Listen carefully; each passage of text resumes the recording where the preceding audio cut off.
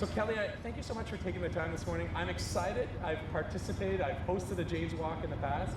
We're relaunching in person this year. Share with us what's going on with the Jane's Walk, what it's all about, because it's really well rooted in the spirit of our city and in our community as well. Okay, well, it's a pleasure to talk to you today, and yeah, we're very excited. The team's super excited about relaunching. It's been since 2019 that we've had an in-person Jane's Walk.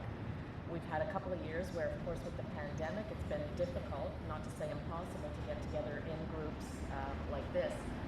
So what we did was we decided, in the context of we're still sort of in COVID times, we decided to relaunch at a smaller scale. So we were deliberate in having like up to 30 walks maximum.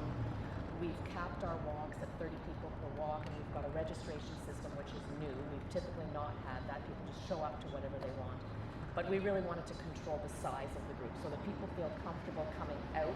Both the Ottawa and the Gatineau side, we've got 9 of them are in French, and it's in honor of Jane Jacobs, who was a phenomenal community builder and activist and urbanist whose principles of development are very much still discussed today in terms of good urban planning. And so our walks are focused on nature, city, development, their history. What I've discovered, having done walks and participated in a number, it's either a localized issue. I remember a few years ago, it was a conversation on the Chateau Laurier, or a conversation on the construction of the LRT, segments of the LRT. Exactly. So there's a number of, it's local character.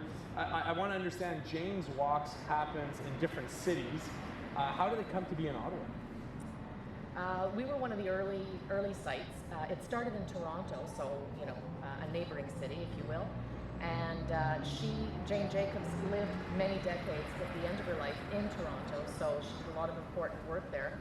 And Jane's Walks started in 2007. I think Ottawa was either the following year, I believe, is when it started here. I'm new to the organization. And so yeah, it's grown. It's in over 130 cities now worldwide. So it's really come. It's grassroots. We want participation. We want to show local knowledge, local information sharing. It's free. It's all free and it's all volunteer based. And on the side, we're trying to promote virtual walks and self-guided walks. So we've got a number of things where you can watch something and you can learn something about the city from the comfort of your own home. And there's also, here's a map and you can go and follow this route and do it on your own. So if you're not comfortable coming out for whatever reason this weekend, there are options. There's other options. And it's free. We're here on Montreal Road. There's a couple of walks that you were sharing with me that are close by. Do you want to highlight a couple of them? Yeah, sure. So we have one walk that is in French, Le Chemin Montréal au fil des années, and it is focused on the heritage of Montreal Road, this old neighborhood of Vanier, and it's going to look at some of the beautiful murals of the area and talk about the history. There's going to be a visit to Notre Dame Cemetery and the convent of the Filles de la Sagesse, and so that's going to be quite interesting. Nearby, we also have Autour de Montfort. It's the 25th anniversary of SOS Montfort, the big effort to keep the Franco-Ontarian hospital.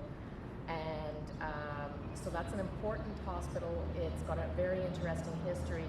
And then there's the architecture of the area with the Samuel Genet High School and La Cité Collégiale. So that's all going to be part of that walk. That's exciting. So you've given us a couple of teasers. If folks want more information, what's the website?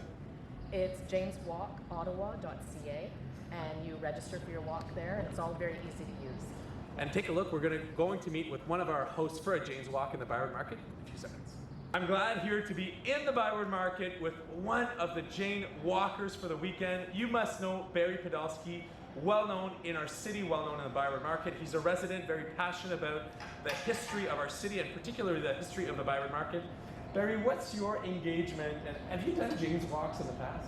Yes, I have. I've done about 8 or 9 or 10 Jane's Walks in the Byward Market. It's a district that I love. As you know, I've done a lot of architectural projects here, including the renovation of the Byward Market building. And I want to be able to share some of the inside stories of the Byward Market, both its deep history that people don't know and how things came to be the way they are. And also, I would like to look towards the future because 2027 is the 200th anniversary of the Byward Market. So where will we be 5 years from now? 11 a.m. on the George Street Plaza. You're doing a walk. What is it going to look like? What should people that are considering coming or intrigued? Why should they come? Well, it's just a 1 hour loop walk through the Byward Market. We'll be looking at some of the things that people may have seen but overlooked. So I'm not going to share it yet until Saturday.